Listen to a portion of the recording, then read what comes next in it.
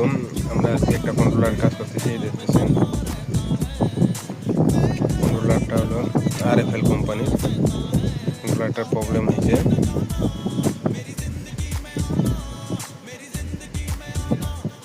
নতুন এক technician line উল্টা পাল্টা দিয়েছিল, যার কারণে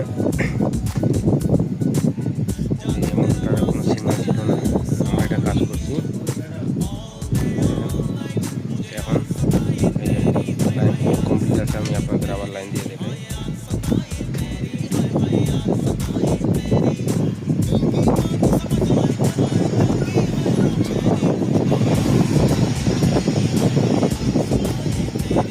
লাইন দিলাম,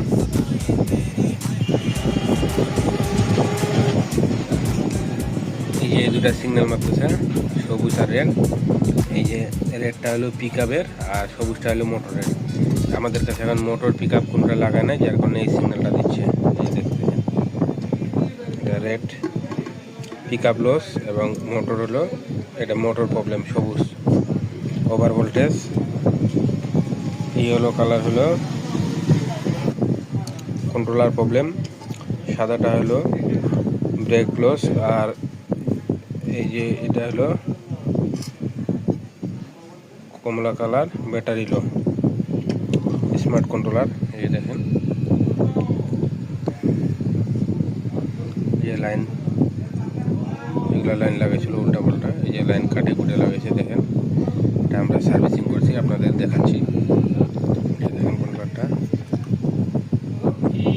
কত ছোট কন্ট্রোলার। আগেকার কন্ট্রোলার অনেক বড় বড় ছিল, এখন দেখেন আপনাদের দেখাচ্ছি। এই যে দেখেন,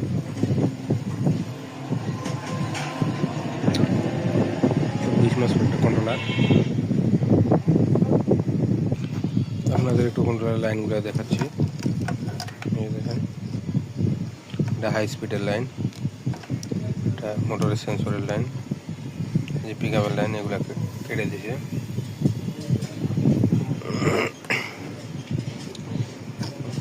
রিমোটের লাইন আছে, অনেক লাইন আছে এখানে এই কন্ট্রোলারটা।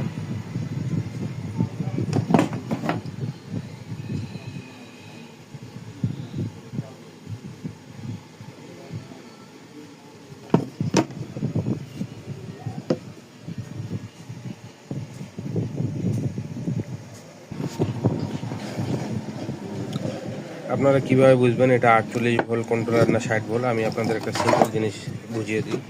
এই দেখেন ক্যাপাসিটারটা 470 মাইক্রোফ্যারাড 80 ভোল্ট, এখানে এই জন্য বুঝবেন।